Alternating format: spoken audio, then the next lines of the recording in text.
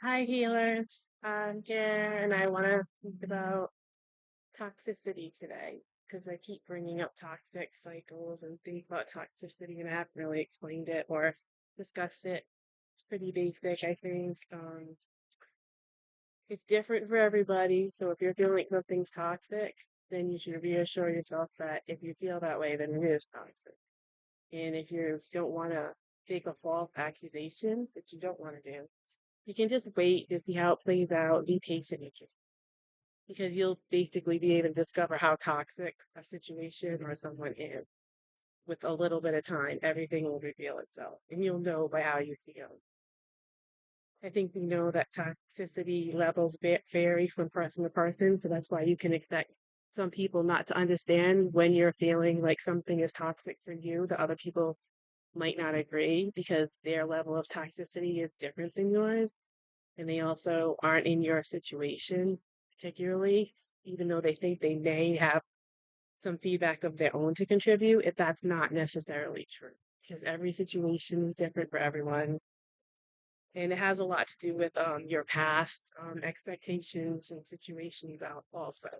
It can be reoccurring and it's going to add on to your previous toxicities in a lot of cases. Because you usually build up your toxicity level. Start off with something being just a little bit toxic, and if it is a toxic situation, that's one of the ways that you'll know something's toxic because it'll just keep building on itself. Like blocks just keep building up. Toxicity doesn't diminish; it builds. And it's the same thing when you get something toxic in your organs. You start off with a small percent, but over time, if you expose yourself to certain things, that grows. So you have to remove the toxicity or they continue to build on each other. So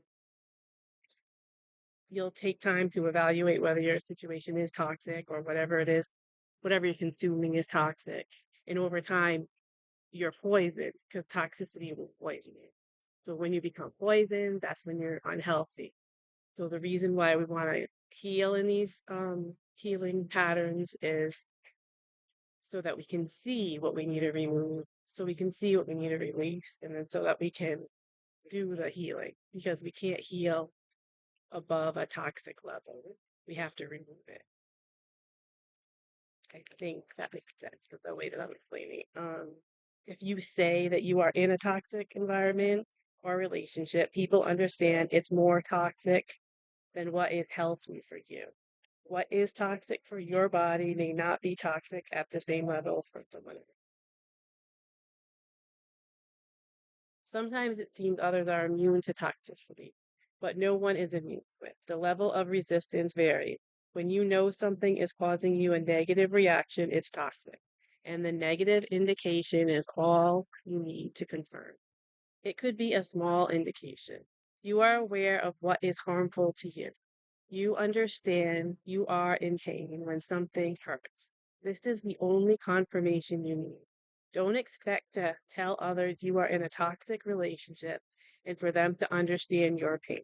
Their own definition of toxic relationships belongs to themselves, as well as your definition of a toxic relationship belongs to you. This is why we have to understand ourselves in every relationship to discern what is helpful or harmful. So get a good sense about what you want in your relationships. Know how you want to be treated. This is the place to not waver. Things that happen outside of your specifications can be toxic.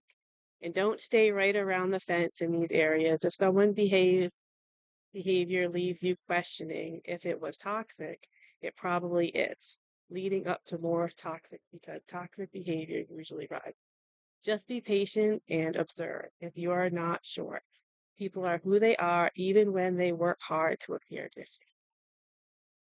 Yeah, that only lasted so long. First, you just have to wait a little while to show you who they are. And I just want to thank you. Have a great day.